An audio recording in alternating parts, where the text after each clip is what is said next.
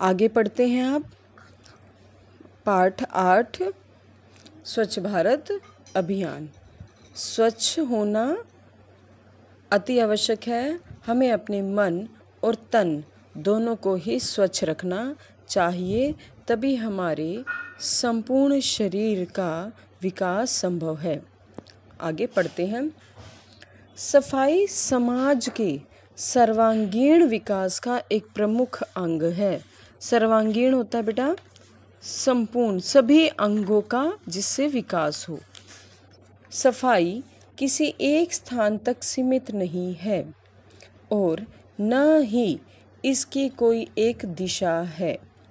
हर जीव जंतु सफाई पसंद होता है। आपने देखा होगा कि कुत्ता भी बैठते समय अपनी पूंछ से ज़मीन साफ कर लेता है। सफाई का ध्यान रखने से व्यक्ति रोग मुक्त रहता है। रोग मुक्त यानी उसे कोई बीमारी नहीं होती और एक स्वच्छ राष्ट्र के निर्माण में योगदान देता है।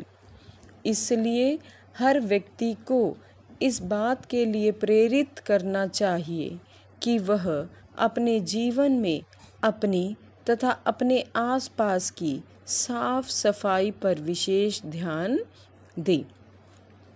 अपनी काया को निरोग रखने के लिए, निरोग मतलब कोई बीमारी ना हो, अपनी काया को निरोग रखने के लिए प्रतिदिन खाना खाने से पहले और शौच जाने के पश्चात, शौच यानी अगर आप बाथरूम का यूज़ करते हैं तो उसके बाद हाथों को साबुन से अच्छी तरह धोएं ताकि शरीर में कीटाणु प्रवेश ना कर सके।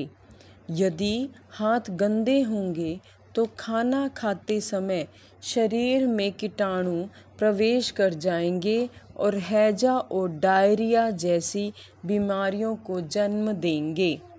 स्वच्छता में नियमित तौर पर बढ़ते हुए नाखूनों और बालों को काटना, साफ सुथरे कपड़े पहनना शामिल है।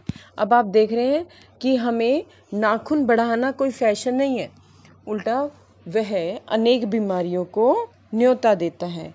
तो हमें कोशिश करनी चाहिए, हमें अपने नाखूनों को समय समय पर काटते रहना चाहिए और उनमें मैल यदि है तो उन्हें समय समय पर धोते रहना चाहिए, साफ करते रहना चाहिए। हमें प्रतिदिन नहाना चाहिए। दोनों समय अपने दांतों को साफ रखना चाहिए। ज़्यादा यदि बालों को भी समय समय पर धोते रहना चाहिए। इसके अलावा अपने आसपास के वातावरण को साफ रखकर और कचरे का सही तरीके से निपटान करके, सही तरीके से निपटान का अर्थ है सूखा कचरा सूखे में डालें और गीला कचरा गीले में डालें। आप उन्हें खाद बनाने में भी प्रयोग में ला सकते हैं गीले कचरे को।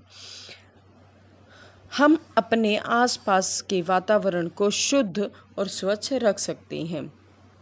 अब इस पद में, इस पूरे पैराग्राफ में आपने क्या पढ़ा कि हमें समाज में यदि साफ सफाई रखनी है तो अपने आप से आरंभ करके अपने संपूर्ण देश में हमें स्वच्छता अभियान चलाना होगा।